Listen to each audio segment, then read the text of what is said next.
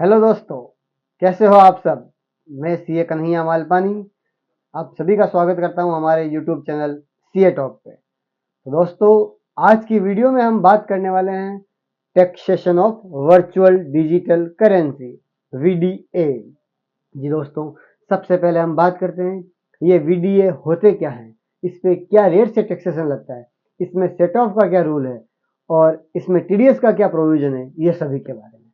जी दोस्तों, सबसे पहले वर्चुअल डिजिटल करेंसी का मतलब होता क्या है ये जानते हैं। वर्चुअल डिजिटल करेंसी का मतलब होता है कि कोई भी डिजिटली जो आपने करेंसी परचेज की है वो सब, लाइक बिटकॉइन, इसके अलावा इथेरियम, ये सभी को हम वर्चुअल डिजिटल करेंसी कहते हैं। इसको हम क्रिप्टो करेंसी के नाम से भी जानते हैं। अब बात करते हैं इस पे टैक्सेशन की। अगर आपने वर्चुअल डिजिटल करेंसी को सेल किया है तो इस पे 0.1% टीडीएस भी कट होता है। ये सेक्शन 194 के माध्यम से कट किया जाता है। कई लोग ये मानते हैं कि जो टीडीएस कट हो गया यही हमारा फाइनल टैक्स है। दोस्तों, ये बात बिल्कुल गलत है। टीडीएस एक जस्ट इंफॉर्मेशन मिलती है डिपार्टमेंट को कि ये लोग ने अपनी वर्चुअल करेंसी को सेल किया है, इस पे 0.1% का टीडीएस कट हुआ है।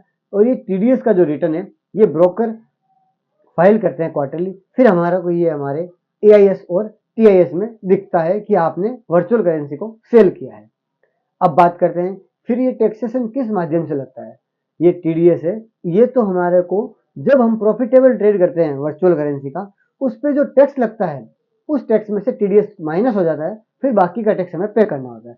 अब बात करते हैं कि जो हम ट्रेड किए हैं वर्चुअल करेंसी का, उसमें जो हमने सेल किए हैं, अगर हमने 50,000 रुपये मान लीजिए कमा लिए सेल करने से और एक ट्रेड में हमने 1 लाख रुपए का लॉस कर लिया, तो नेट हमारा 50,000 का लॉस रहा है, तो भी हमें टैक्स देना पड़ेगा।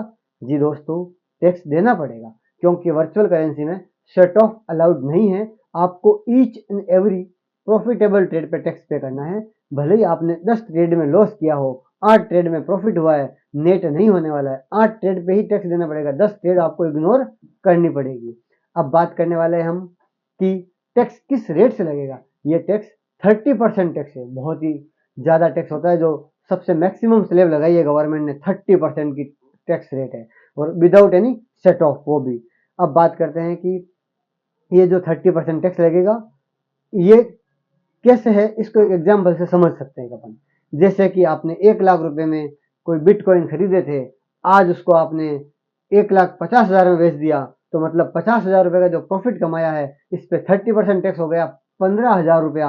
और इस पे 1,50,000 रुपये 0.1% से टीडीएस भी कट किया था सेक्शन 194 में, तो ये माइनस हो जाएगा आपका 1,500 रुपया। तो आपको नेट 13,500 टैक्स पे करना है। उसके ऊपर सेस एंड सरचार्ज है वो एडिशनल लगेगा। अब ये बात कर लेते हैं कि ये वर्चुअल करेंसी का जो सेल होता है इसको कौन से हेड में मानते हैं। ये जी दोस्तों, कैपिटल गेन के अंदर टैक्स लगता है। सेक्शन 115 बीबीएच के अकॉर्डिंग ये टैक्स लगाया जाता है। अब हम बात करने वाले हैं दोस्तों कि ये जो हमने वर्चुअल करेंसी का सेल समझ लिया, सेट ऑफ रूल समझ लिया है, टैक्सेशन समझ लिया है, लॉस के ट्रांजेक्शन का सेट ऑफ रूल नहीं होता है उसके बारे में भी हमने समझ लिया है।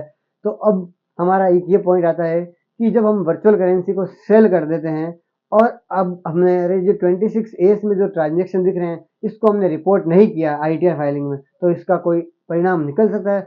जी दोस्तों, फ्यूचर में भी इसके लिए आपको डिमांड नोटिस भी जारी किया जा सकता है, क्योंकि आपने उसको डिस्क्लोज नहीं किया। तो हमारा यही कहना है कि जो टीडीएस कट हो रहा है, वर्चुअल करेंसी आपने सेल की है, तो इसको आप डिस्क्लोज करें आईटीआर फाइलिंग में, रिटर्न को प्रॉपर्ली फाइल करें, ताकि कोई भी तरह का डिमांड नोटिस जारी नहीं हो। मेनली जो होता है इसके लिए आप एक रिपोर्ट भी डाउनलोड कर सकते हो। वजीरेक्स और कॉइनडेस्क दो एक ब्रोकर है जो ये क्रिप्टो करेंसी ट्रेड का काम करते हैं, उनकी रिपोर्ट डाउनलोड करके भी आप प्रॉपर्ली रिटर्न फाइल कर सकते हो। कॉस्ट ऑफ एक्विजिशन क्या है वो सब, इसमें कोई तरह से खर्चे अलाउड नहीं होते हैं, इस चीज़ का ध्यान रखिएगा। वीडियो अच्छा लगे तो लाइक शेयर एंड कमेंट करें एंड चैनल को सब्सक्राइब करें। और नेक्स्ट वीडियो आप किस टॉपिक पे सुनना चाहते हो उसके बारे में हमें कमेंट करके ज़रूर बताइएगा। थैंक यू दोस्तों।